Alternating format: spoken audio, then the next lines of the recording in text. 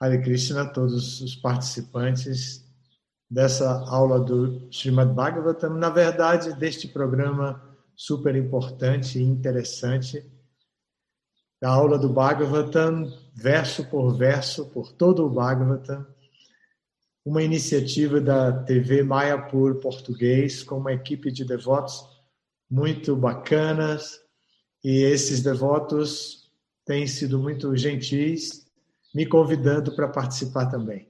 Agradeço a todos. Sei que a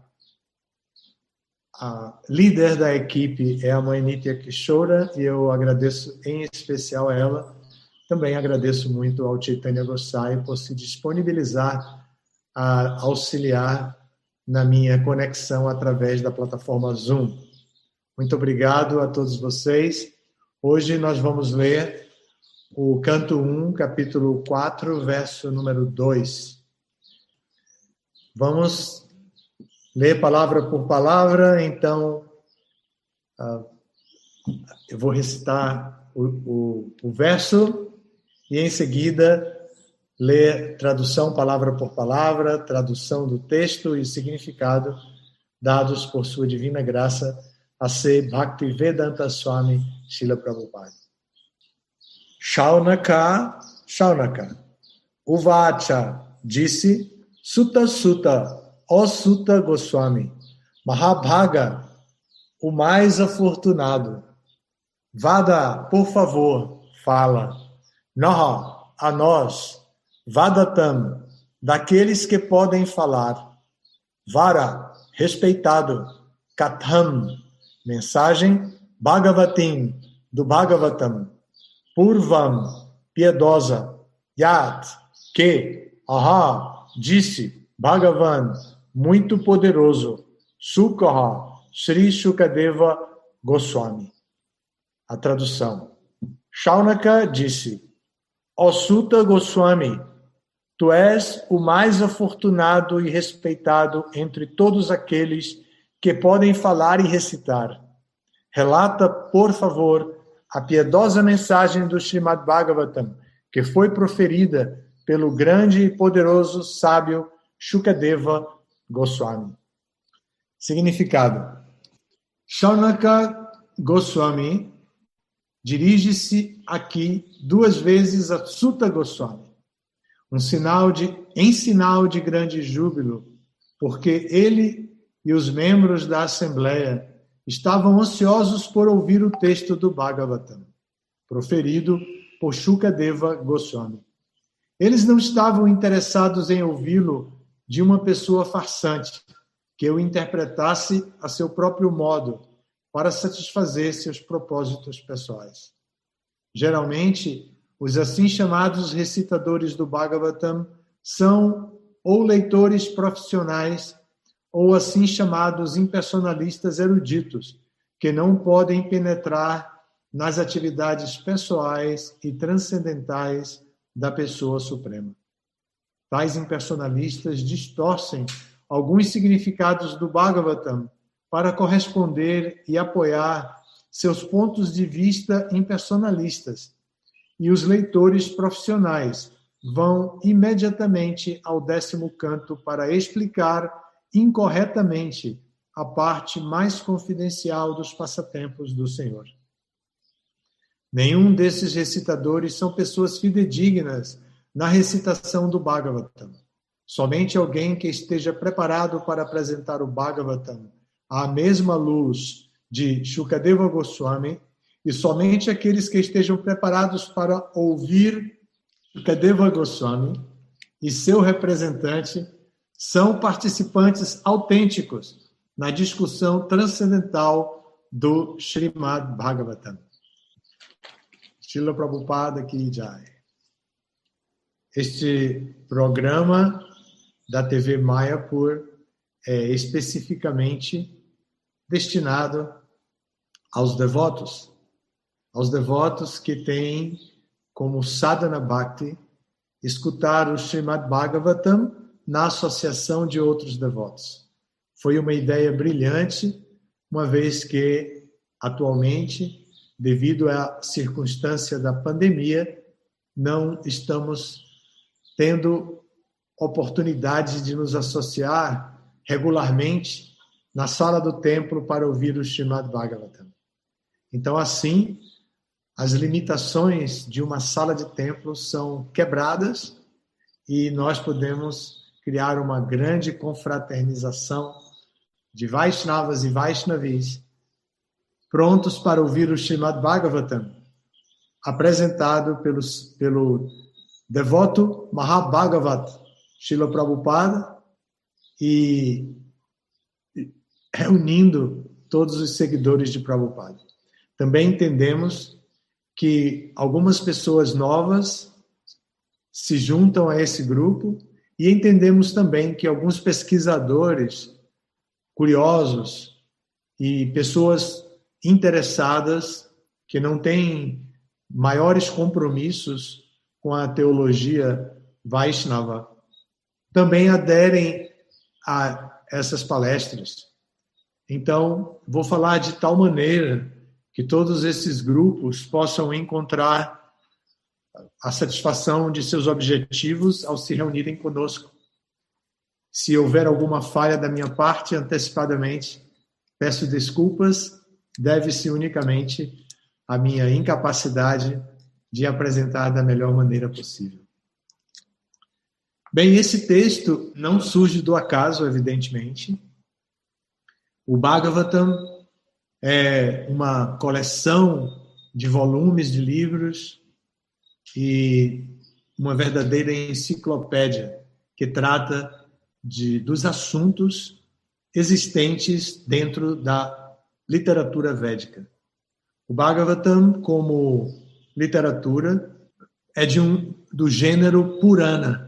E o gênero Purana se caracteriza por apresentar a filosofia através de histórias.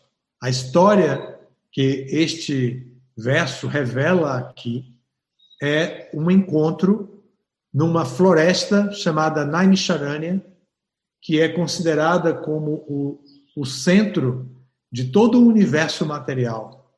Todos os sacrifícios e atividades feitas no centro do universo são espalhadas por todo o universo. As vibrações emitidas no centro do universo se espalham em ondas por todo o universo.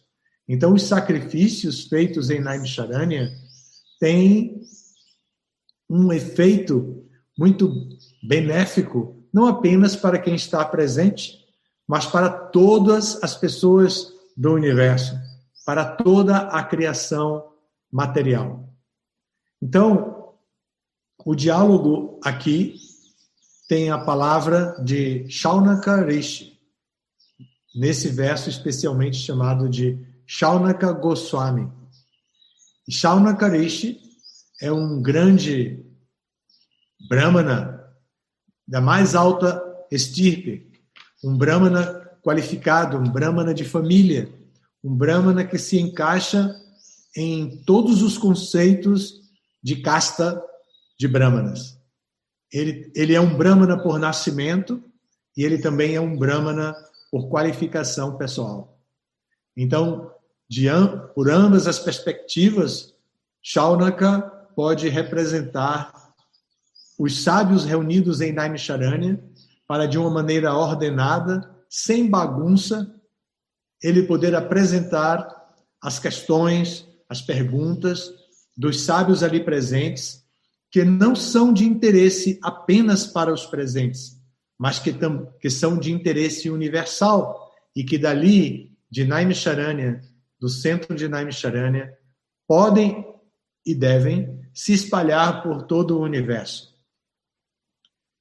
Fazendo um parênteses dessa história, podemos ver Prabhupada, nosso acharya e fundador, quero dizer, da instituição ISKCON, Sociedade Internacional para a Consciência de Krishna, foi muito bem sucedido ao divulgar o Bhagavatam, levando-o para fora da Índia, traduzindo-o para o inglês e depois estimulando que o Bhagavatam fosse traduzido para o maior número de idiomas possíveis, e então, para que todas as pessoas pudessem obter o benefício desta literatura. Então, assim, voltando para o texto de hoje, Shaunaka Rishi, com toda a sua qualificação, aborda Suta Goswami. É Suta Goswami que está escolhido por eles para falar o Srimad Bhagavatam. Mas quem é Suta Goswami? Suta Goswami, como a categoria Goswami pode dizer, uma pessoa qualificada individualmente, com todas as prerrogativas especiais de um praticante sério, sincero, estrito, do nível de espiritualidade Bhagavata, um seguidor de um Mahabhagavata, um seguidor do Bhagavata, um praticante genuíno. Porém, com uma particularidade, a particularidade de não ter nascido numa família tão qualificada como a família de Shaunaka Rishi. Ele nasceu numa casta mista e está colocado nessa posição por uma pequena história que eu vou contar em seguida. Mas Suta Goswami é considerado pelos sábios de Naimisharanya, que são muito qualificados para identificar um orador genuíno do Srimad Bhagavatam, um devoto genuíno. Então, ele, Suta Goswami, tendo sido colocado nessa posição pelos próprios brahmanas ali reunidos, está automaticamente aceito como um brahmana qualificado, muito embora ele não seja da casta dos brahmanas. Prabhupada explica isso em outras partes do Bhagavata, mais adiante, aqui nesse mesmo capítulo, no verso 13, vai se falar sobre a história de Suta Goswami. Já no capítulo 18, mais adiante, bem mais adiante, estamos no capítulo 4 aqui, no capítulo 18 desse primeiro canto, também vai se falar de Suta Goswami. No 10º canto, capítulo 78, também vai se falar de Suta Goswami, na relação de Balarama com o pai dele, Romaharshana Sutta. Então, Suta Goswami é escolhido por Shaunaka Rishi, muito embora socialmente falando, Shaunaka Rishi estivesse numa posição superior. E Suta Goswami, por designações sociais, a estratificação social comum estivesse numa situação inferior. Porém, a verdade não é exatamente essa em termos de superioridade e inferioridade. Suta Goswami, embora de nascimento inferior, está sim numa posição superior à de Shaunaka Rishi, por ter ouvido o Srimad Bhagavatam de uma autoridade genuína.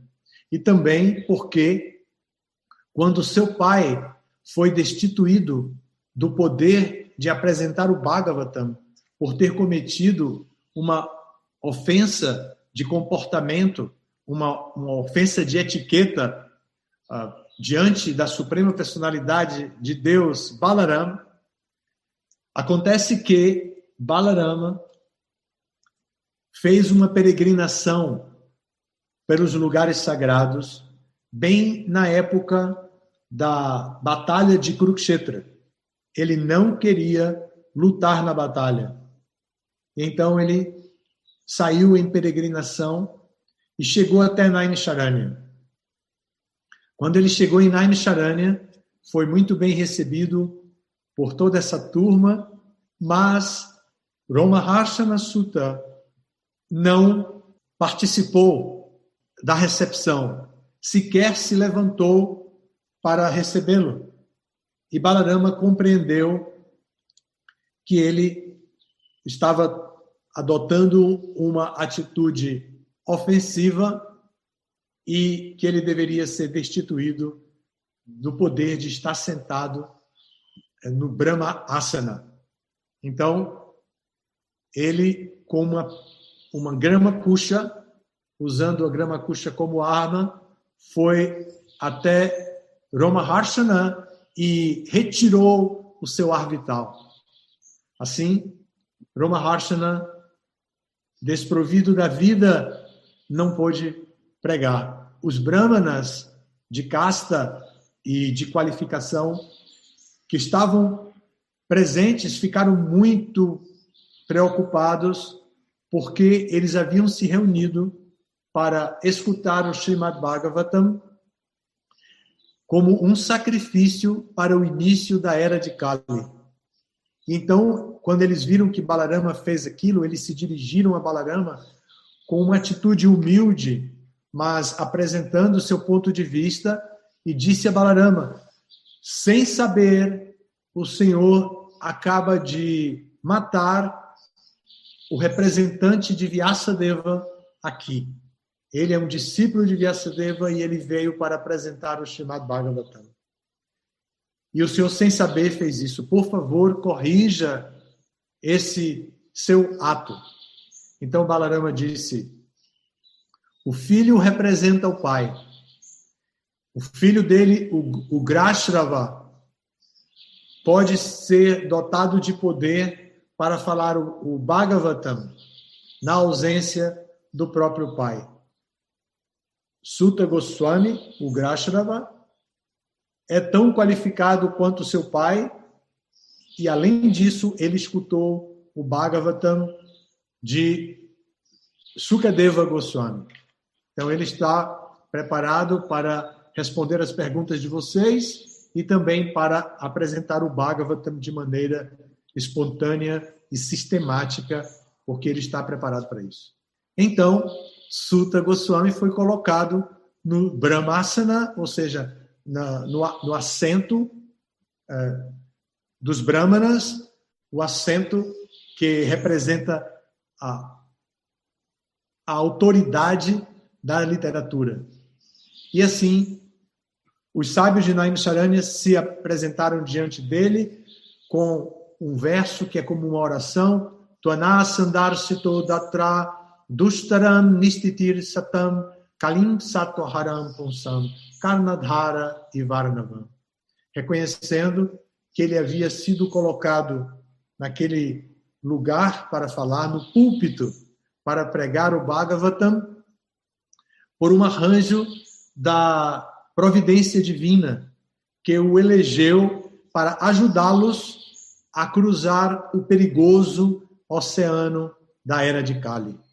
O sacrifício que os sábios de Naimisharanya faziam se destinava a diminuir o grave problema da era de Kali, quando as pessoas são humanas, né, os seres humanos, são destituídos de poderes naturais, de qualificação natural para a vida espiritual. E que para desenvolver esta vida espiritual, elas têm que fazer uma austeridade maior que o normal. E então, o Bhagavatam vem como o sol dos Puranas, Puranarka, o sol que vem iluminar toda a era de Kali. E os sábios de Naimisharanya, já tendo uma ideia do conteúdo, do tema que precisava ser vivenciado na era de Kali, se aproximaram com essa atitude humilde, inquisitiva, essa atitude sincera para ouvir o Srimad Bhagavatam. Essa atitude dos sábios de Naimisharanya se tornou padrão para que alguém possa ouvir e compreender o Srimad Bhagavatam. Bom, esse é o verso 2 do Bhagavatam. Estamos vendo o verso 2 do Bhagavatam, cujo texto sânscrito eu não li, mas eu vou ler agora. Shaunaka Uvacha Sutta Sutta Mahabhaga Vadano Vadatam Vara Katham Bhagavatim Punyam Yadaha Bhagavan Chukha. Então, este verso já é o número 2. O verso número 1, Shaunakarishi também está falando. E ele pega o tema no fluxo temático, no fluxo da história, através do penúltimo verso do capítulo anterior. O capítulo anterior, número 3, é intitulado Krishna é a fonte de todas as encarnações. No verso 43 desse capítulo, Shukadeva Goswami vai dizer: este Bhagavata Purana é brilhante como o sol e surgiu logo depois que o Senhor Krishna partiu para sua própria morada, acompanhado pela religião, pelo conhecimento, etc. As pessoas que perderam sua visão devido à densa escuridão da ignorância na era de Kali, iluminar-se-ão com este Purana. Então, Shukadeva Goswami está definindo aqui quem iria substituir a suprema personalidade de Deus na era de Kali. E a pessoa que iria substituir seria o próprio Srimad Bhagavatam. Os sábios de Naimisharanya já tinham feito 6 perguntas originais para demonstrar o seu interesse pelo Bhagavatam. A pergunta de agora, do capítulo 4, a pergunta que Shaunakarishi vai fazer, as perguntas que ele vai fazer, ainda não está fazendo, no momento ele está demonstrando o seu reconhecimento para Suta Goswami. As perguntas que ele vai fazer são perguntas secundárias. As 6 perguntas originais já foram faladas. E este verso 43, que define o Bhagavatam como o sol brilhante que iluminará a densa escuridão da era de Kali, é parte das respostas e faz com que Shaunakarishi pegue esse tema para inquirir de Suta Goswami sobre a história do Srimad Bhagavatam. E como esta literatura chegou até nós? Se é o sol brilhante, como ela foi revelada pela Suprema Personalidade de Deus, sendo um Purana? O Purana é um gênero literário que se diferencia um pouco dos Vedas originais. Os Vedas originais são Shruti, do gênero Shruti. E Purana está relacionado com o gênero Smriti, lembranças, que são descritas posteriormente, não são reveladas diretamente pela Suprema Personalidade de Deus. Então, ele queria saber a história do Bhagavatam. Shaunakarishi, representando os sábios de Naimisharanya, queria saber a história do Bhagavatam. Esse capítulo, então, vai trazer esse tema. O capítulo é intitulado O Aparecimento de Sri Narada Muni. Vai descrever que Vyasadeva, em um determinado momento da sua vida, estava meditando e pôde compreender a aproximação da era de Kali e pôde compreender o grande perigo que havia para os seres humanos que vivem na era de Kali. Ele estava pensando em nós. Vivendo na era de Kali, uma era que não é favorável ao desenvolvimento espiritual, os seres humanos vão se preocupar com as necessidades mais básicas e comuns a todos os seres condicionados, as almas condicionadas, os seres vivos dentro desse mundo. Comer, dormir, acasalar-se e defender-se. Então, essas pessoas, nós, que estamos naturalmente inclinados a essas atividades básicas da vida para a sobrevivência e para o bem-estar dentro desse mundo, essas pessoas não têm inclinação natural pelo Bhagavatam, ou melhor, pela espiritualidade. Então, Vyasadeva pensava nisso e, muito preocupado com as pessoas da era de Kali, idealizou dividir os Vedas em 4, dar esses Vedas para alguns de seus discípulos que pudessem se especializar naquele assunto e que aqueles discípulos pudessem levar para frente o tema, desenvolver, ensinar.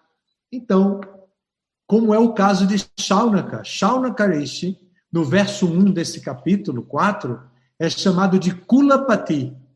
Kulapati significa aquele professor, aquele brahmana, que pode ter 10.000 alunos, 10.000 discípulos. Olha a qualificação de Shaunaka Rishi. Agora, por inferência, calculem a importância de Suta Goswami. Se Shaunaka Rishi se dirige a Suta Goswami para se iluminar, sendo ele um Kulapati, um mestre de 10.000 discípulos, imagine o valor de Suta Goswami. Agora, imaginem Suta Goswami, originalmente, não sendo um brahmana de casta. Prabhupada toca nesse ponto várias vezes daqui para frente, porque o sistema de casta da Índia, que foi muito explorado e mal falado pelos ingleses na época que os ingleses dominaram a Índia e queriam mostrar como os hindus eram preconceituosos e discriminavam as pessoas que se estratificavam em castas que eram muito fechadas por nascimento. Toda essa divulgação, um pouco exagerada pelo estrangeiro que visitou a Índia e não conseguiu compreender, principalmente por não reconhecer a origem do sistema Varnashram. Mas, por outro lado, o que os ingleses espalharam por todas as academias no mundo é que era uma verdade. Na era de Kali, o sistema de casta se tornou um bem de família. Ao passo que, em tempos antigos, como no tempo do Bhagavatam, no tempo de Suta Goswami, de Romahashana Sutta, no tempo de Shaunaka Rishi, a qualificação não era por nascimento, mas sim por mérito, o que se chama hoje, nas discussões políticas de hoje em dia, meritocracia. Então, aqui Suta Goswami está colocado nessa posição por mérito próprio. E ele, embora não tivesse vindo de uma família tradicional, ainda assim ele tinha o mérito para estar naquela posição e orientar um Kulapati e muitos outros que estavam presentes ali. É um momento histórico muito importante para a literatura transcendental, porque é o Bhagavatam sendo narrado, relatado para uma audiência inteiramente qualificada. Imagine Shaunaka Rishi passando esse conhecimento para os seus 10.000 discípulos. E cada um dos outros sábios de Naimisharanya passando para seus tantos discípulos. Por sorte e por causa disso, recebemos esse conhecimento por nosso mestre, Prabhupada. E agora estamos discutindo aqui por essa iniciativa da TV Mayapur. Esse é um tema de natureza transcendental, não tem nada a ver com o condicionamento material, não tem nada a ver com as coisas de hoje em dia, não tem nada a ver com Kali Yuga. A única relação que tem com Kali Yuga é que nós estamos aceitando o processo idealizado para a iluminação em época de Kali Yuga. Bom, então, Vyasadeva se preocupou com tudo isso, dividiu os Vedas, etc. Porém, depois disso, ele ainda ficou insatisfeito. Ele sentiu que faltava algo. É aí que entra Narada Muni. E o verso vai começar a falar sobre isso, o aparecimento de Narada Muni, o capítulo. E aí, Narada Muni, que é o mestre de Vyasadeva, vai dizer para Vyasadeva que havia escutado o Bhagavatam do Senhor Brahma, o pai dele, e que Brahma escutou diretamente de Krishna. E que ele deveria descrever o serviço devocional e não descrever simplesmente os Vedas ou contar a história como o Mahabharata ou mesmo apresentar a filosofia condensada na forma do Vedanta Sutra, mas também deveria fazer algo específico para homens e mulheres da era de Kali. E aí, Vyasadeva se inspira e vai fazer esse trabalho. Esse trabalho é feito por Krishna Dwapayana Vyasa. Vyasadeva é um título, e há muitos Vyasas.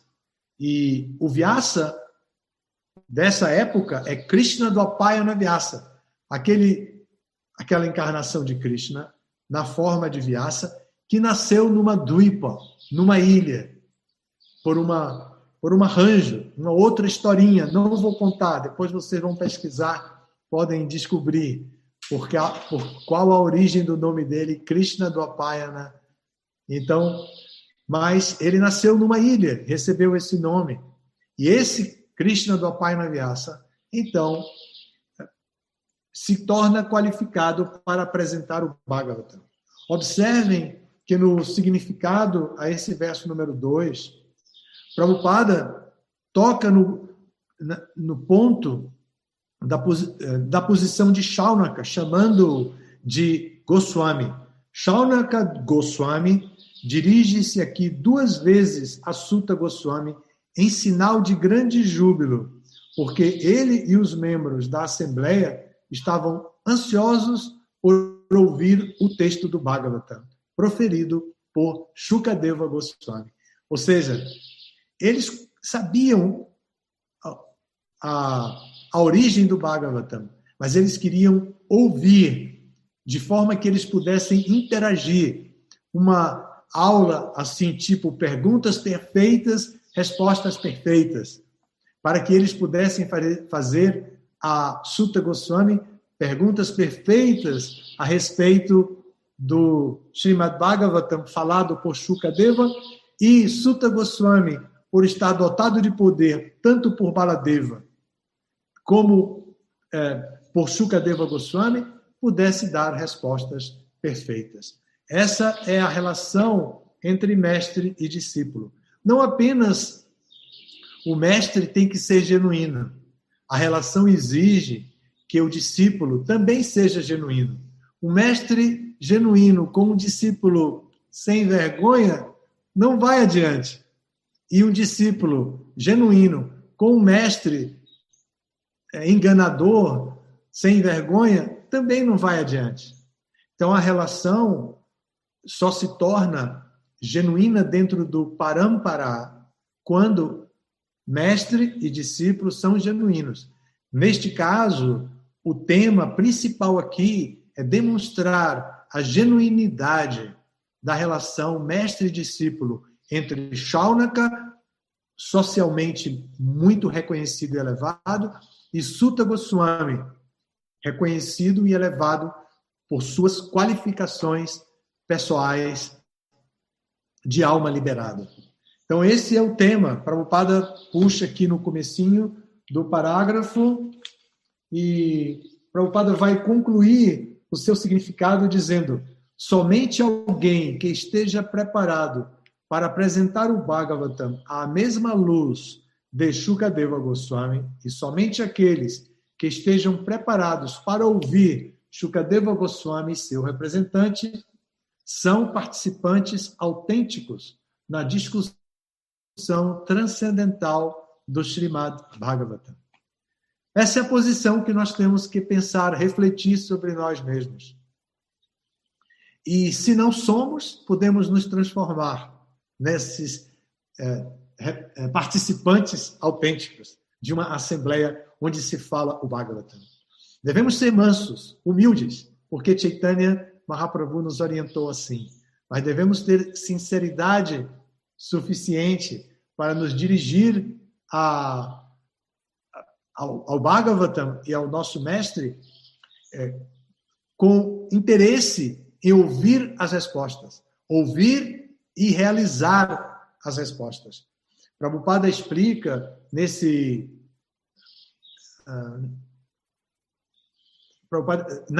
quando ele vai contar que Suta Goswami, representando o seu pai, Romaharshana Suta, Suta Goswami poderia representar o pai e, portanto, representar Vyasadeva e representar o Bhagavatam. Prabhupada explica no significado que a assimilação, a compreensão assimilada da filosofia da consciência de Krishna, da mensagem transcendental do Bhagavatam, é mais importante do que os títulos mundanos. É mais importante do que ter nascido numa família qualificada, do que o nascimento, o bom nascimento em termos de estratificação social. Então, Prabhupada diz que a assimilação, a compreensão perfeitamente assimilada, aquilo que muitas vezes entre os devotos nós falamos de realização. Às vezes nós dizemos, minha realização é essa. Isso se deve a que algumas vezes a palavra em inglês realize foi traduzida como realização ou realizar, mas essa palavra significa compreender. E então os devotos assimilaram isso no seu vocabulário rotineiro, e às vezes eles dizem, eu estou cheio de realizações. Na verdade, ele quer dizer que está cheio de compreensão assimilada ao seu comportamento. E isso é muito importante, e é mais importante do que os títulos, de acordo com Prabhupada. Eu vou parar aqui. Se vocês tiverem alguma pergunta, comentários, podemos discutir ainda um pouco. Maharshana tinha sido encarregado dos Puranas e registros históricos. Em que consistem esses registros históricos? Após a morte de Maharshana por Balarama, quem ficou encarregado deles? Mahabharata é o registro histórico. Os registros históricos, na verdade, o Mahabharata apresenta a história de Bharatavarsha contextualizada numa situação toda especial. Então, esses registros históricos eram de responsabilidade de Lomaharshana Sutta, não apenas o Mahabharata, há outros também. Mesmo o Ramayana apresenta um aspecto histórico muito importante também. Então, Purana é um pouco diferente. Os Puranas, em termos de gênero literário, têm o objetivo principal de apresentar a literatura através de histórias. Algumas histórias são verídicas, outras histórias são alegóricas. O Bhagavatam mesmo identifica uma história alegórica, que é a história do rei Puranjana. É dito que essa é uma história alegórica, ao passo que a história do rei Pratina Barhi no encontro com Narada Muni é um fato histórico, mas uma das histórias é alegórica. Então, assim, há histórias que são alegóricas e há histórias que são contadas, isso no Purana, nos Puranas. Mas no Mahabharata, na Itihasas, então são fatos históricos que são apresentados dentro de um contexto histórico. E daí se pesca filosofia, moral, ética e tudo mais. O Girivara está perguntando, com tantos demônios para matar por aí, por que Balarama tirou a vida do rei E por que Balarama não quis lutar na batalha de Kurukshetra? Hare Krishna. Ele não quis lutar para não matar. Ele não quis lutar para não ficar contra Duryodhana, que era primo e ele tinha uma boa amizade. E ele foi peregrinar e peregrinou. E encontrou com muitas personalidades, tem relatos sobre isso. Aí chegou em Naimisharanya e ele viu que Ramaharshana não teve um comportamento adequado. Então ele vai lá e mata. O Bhagavatam explica isso, e Prabhupada, no seu significado, isso é 10º canto do Bhagavatam. Prabhupada explica que ele mesmo se justifica diante dos brahmanas que se queixaram. Quando os brahmanas disseram: Senhor, o senhor acaba de matar um brahmana, isso é um ato não é esse ato não é divino, é uma atividade impiedosa, por favor, corrija isso. Então ele disse: eu vim com o propósito de eliminar demônios, pessoas indignas dessa era. Esse é um dos meus propósitos. E essa pessoa não respeita a suprema personalidade de Deus. Portanto, essa pessoa precisa ser eliminada, e eu eliminei. Ele justifica o próprio Baladeva. Então, Prabhupada explica sobre isso também, que está de acordo com os propósitos Paritranaya, Sadhunam, Vinashaya, Chaduskritam e assim por diante. Prabhupada explica isso, que Balarama tinha o álibi de fazer isso porque ele veio a esse mundo com esse propósito. Então, aqui tem as saudações do Ramakanta, da Rasa Parayana em Belo Horizonte também. O Cinti Chaitanya está fazendo outra pergunta. E como Shaunaka, né, que quer dizer Sutta Goswami, reagiu com a morte de seu pai? Ele ficou chateado com Balarama? Hare Krishna. Isso não está descrito no Bhagavatam, pelo menos. Talvez em outro Purana tenha detalhes, porque os Puranas às vezes repetem as histórias. Eu só conheço o que está escrito assim no Bhagavatam. E no Bhagavatam não descreve como Sutta Goswami reagiu, porém ele manteve a sua iluminação e ele se tornou realmente um servo genuíno com as bênçãos de Baladeva. Ele foi dotado de poder para assimilar toda a cultura do pai. Tem uma pergunta aqui do Prabhu Harichakra. Os sábios parecem que queriam ouvir novamente como uma forma de sacrifício. É um indicativo que, por mais avançado que sejamos, devemos ouvir de um devoto que tenha ouvido de uma autoridade? Sob o ponto de vista da corrente de sucessão discipular, sim. Sob o ponto de vista do sadhana bhakti, sim. Sob o ponto de vista da organização ISKCON, por exemplo, como organiza os seus programas de cuidado cultural aos seus seguidores, as aulas que são dadas e que os devotos devem assistir, também sim. Mas, sob o ponto de vista mais profundo, todos nós devemos ter uma visão iluminada pela cultura para identificar cada orador de acordo com seu nível de desenvolvimento nas escrituras e de nível de desenvolvimento espiritual. Por exemplo, Sutta Goswami poderia ser questionado porque ele estava sentado no Brahma Asana, como seu pai sentou. Ele estava sentado nesta asana para falar o Bhagavatam, mas ele não conhecia alguns aspectos dos Vedas. Então, porque ele não teve a devida iluminação como os Brahmanas. E aí, Prabhupada explica sobre isso. Prabhupada explica que os Brahmanas e os Parivrajakacharyas são iguais e diferentes. Da mesma forma, os Vedas e os Puranas são iguais e diferentes. Os Vedas apresentam o conhecimento técnico.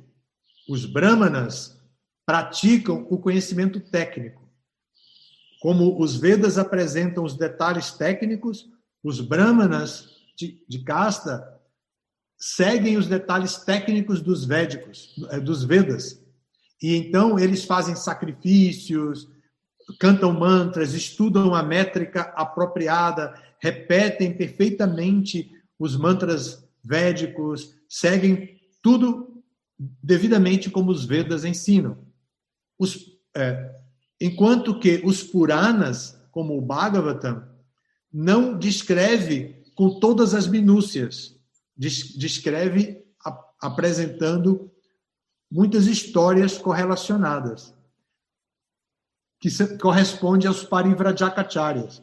Os Parivrajakacharyas viajam itinerantemente por todo o planeta, pregando o Srimad Bhagavatam, pregando o conhecimento védico, porém, muitas vezes, eles não sabem repetir os mantras na métrica correta. Eles não conhecem com profundidade todos os temas védicos. Mas ainda assim eles são Parivrajakacharyas e não são inferiores aos Brahmanas. São iguais e são diferentes, mas não são inferiores. Os Puranas também não são inferiores aos Vedas. Ao contrário, o Bhagavatam é o sol entre todos os Puranas e, na verdade, é o fruto maduro de toda a literatura védica. Não há diferença entre Brahmanas e Parivrajakacharyas, embora eles tenham uma atuação social diferente. Não há uma diferença entre Vedas e Puranas, mas eles apresentam de maneira diferente o conhecimento transcendental. Isso é o que Prabhupada explica. Então, Sutta Goswami estava ali, sentado na asana, como uma pessoa de origem mista, ou seja, inferior, mas com um conhecimento do Bhagavatam perfeito, muito embora não tivesse o conhecimento perfeito de todos os Vedas.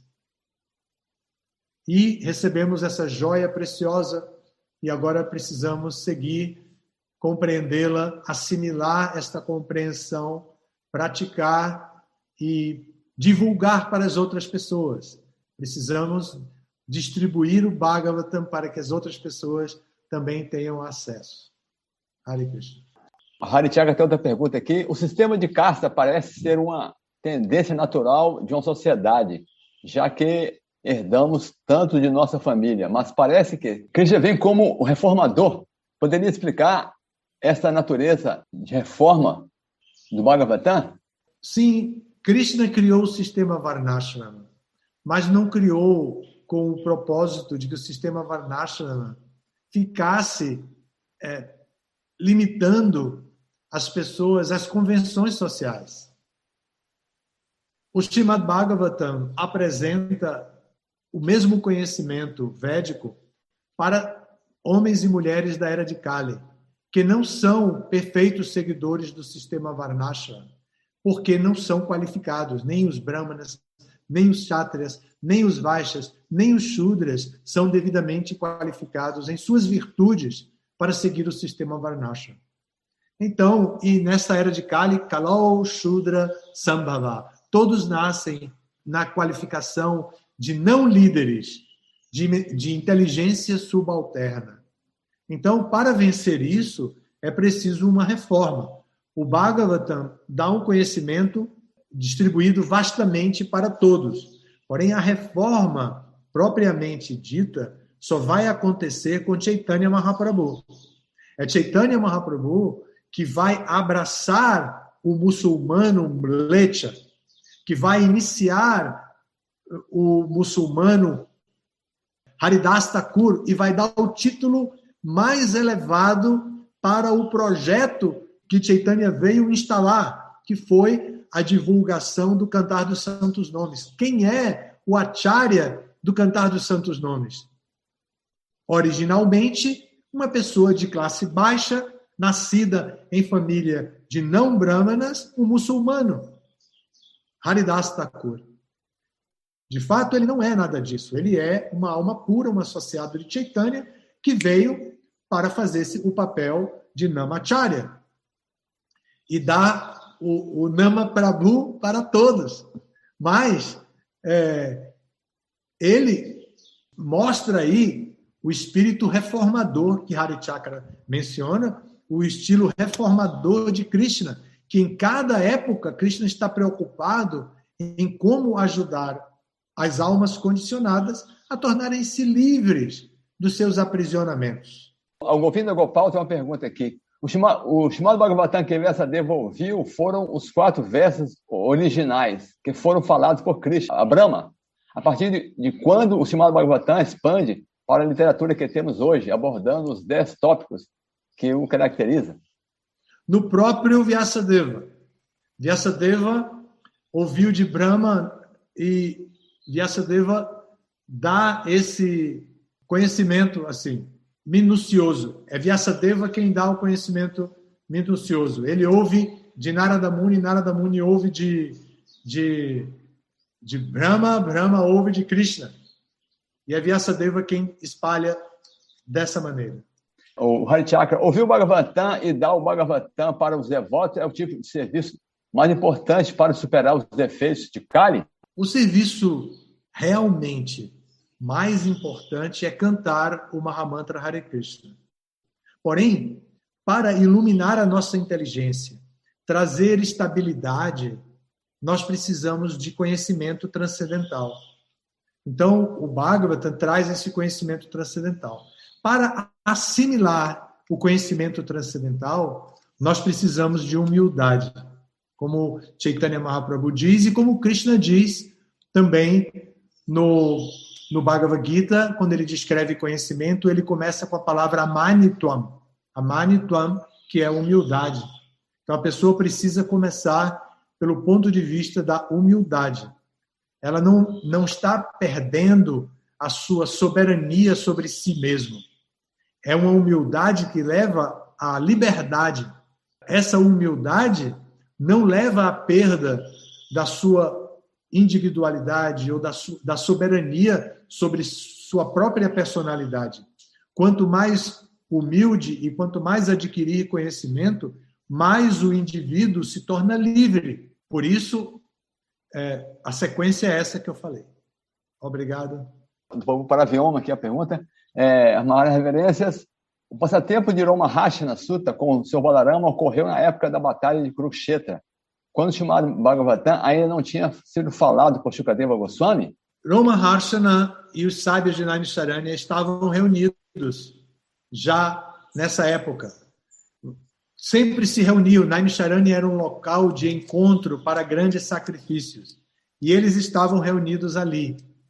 Porém, o Bhagavatam não apresenta tão cronologicamente para ter uma resposta precisa como nós, que através do paradigma científico atual, gostamos de receber todo o conhecimento assim tão cronologicamente.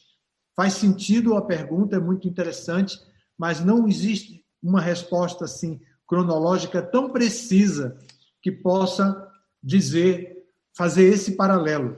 Porém, a peregrinação de Balarama não durou apenas os poucos dias da batalha de Kurukshetra.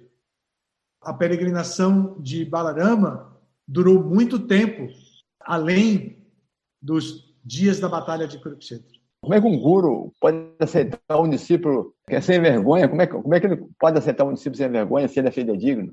Dentro da nossa sociedade, há muitos filtros e há muitos processos de misericórdia.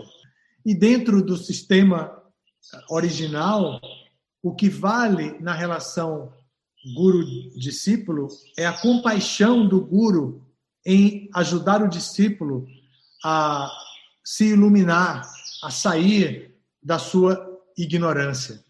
Então, muitas vezes o guru recebe um discípulo e ilumina e dá o que ele tem para o discípulo.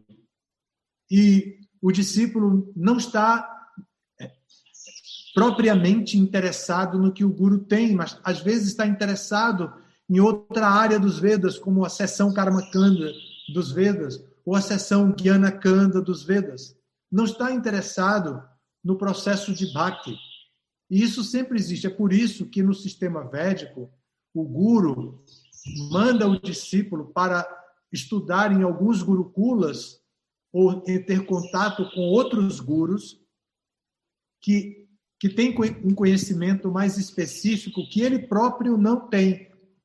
Então, o ser humano, especificamente na era de Kali, está preparado para assim, vencer todos os filtros e conquistar os seus objetivos mais íntimos. Se ele é sem vergonha, ele consegue se disfarçar. Esse disfarce existe até nos passatempos de Krishna. Vejam, por exemplo, no passatempo de Mohini Murti, quando um demônio vai para o lado dos semideuses, e no passatempo de Krishna também, quando um demônio vai ficar com os gopas. Então, sempre tem uma maneira de se vencer essas barreiras que impedem um sem vergonha de se aproximar de um guru genuíno. O Hari Thiago tem uma pergunta aqui. Nossa sociedade, temos naturalmente muitas classes, diversos jovens, mulheres, idosos, crianças. Como enquadrar tantas tendências na cultura dos Vedas? Temos algo que nos une a todos. O cantar do Mahamantra Hare Krishna. O cantar do Mahamantra Hare Krishna une jovens, crianças, tudo. Para que essas pessoas consigam estabilidade no cantar do Mahamantra, elas precisam aprofundar a exigência consigo mesmo, o seu autoconhecimento. Então, elas vão buscar o autoconhecimento nas instruções de Sri Chaitanya. E elas encontram Trinada pi suni chena tarora pi sahisnuna amanina manadena kirtaniya sadahari. Então, para cantar constantemente, sempre, de maneira sustentável, a pessoa vai ter que fazer algumas coisas. Se ser mais humilde que a palha na rua, mais tolerante que a árvore, desprovido de todo sentido de falso prestígio e, de maneira proativa, está sempre pronto a oferecer respeito aos outros. Aí ela pode. Então, se é isso que nos une e temos tantas necessidades diferentes do nosso público, dos membros da nossa congregação, podemos, a partir de cantar, podemos equilibrar todas essas diferenças que existem entre o nosso público. Mas, evidentemente, que essa é uma resposta básica. Tem resposta que pode ser mais focada na psicologia védica, outra mais na sociologia, no sistema Varnashram, outra na antropologia védica. E assim nós podemos ir dando respostas com determinados graus de complexidade. Tá bem? Então, eu vou fazer só mais duas perguntas aqui. Uma do seu irmão, Gavititra. Podemos imaginar algo para comprovar essa história de tantos anos com um neném no ventre? Os 16 anos, não é? É o poder místico do próprio Shukadeva Goswami. Shukadeva Goswami tinha o poder místico, ele era um monista autorrealizado e ele não queria sair para um mundo dual. Por que eu vou sair daqui de dentro? Eu já estou aqui sozinho, ninguém me incomoda, minha mãe me alimenta e está tudo bem, eu fico aqui dentro. Ele era um monista. Então, ele ficou lá dentro. O pai, depois de 16 anos, pensou, poxa, como esse menino vai sair daí? Eu vou ler o Bhagavatam. Aí leu. Aí ele saiu e disse, agora eu entendi porque eu devo sair. E saiu. E foi pregar o Bhagavatam. Algo científico, assim, eu não saberia dizer, mas algo que comprove de acordo com a cultura Vaishnava, é o poder místico yógico de um monista. Obrigado pela pergunta, irmão. Balarama teria também dado a Sutta Goswami autoridade para falar o Śrīmad Bhagavatam e não dar margem a dúvidas de que algo era uma fonte fidedigna de conhecimento, já que ele, Balarama, era a suprema personalidade de Deus? Sim, sim. Só que tem toda uma adequação de Krishna ao mundo material. Krishna entende que esse mundo material atrai almas condicionadas e que essas almas condicionadas têm um ritmo, um processo de liberação. Então, Krishna não vem a esse mundo assim para vamos levar todo mundo a acabar com o mundo material, esvaziar o mundo material. Não, Krishna não vem assim. Ele vem, respeita tudo o que acontece no mundo material, dá seus toques místicos, mostra seu poder místico, mostra sua cultura, sua força, mas ele respeita o ritmo de cada indivíduo. Eu agradeço muito o convite mais uma vez. Prometo que da próxima vez eu vou reservar 2 horas. Assim a gente pode ter um bate-papo mais informal também. Tá bom? Obrigado. Todas as glórias a Srila Prabhupada. Já. Hare Krishna. Já é.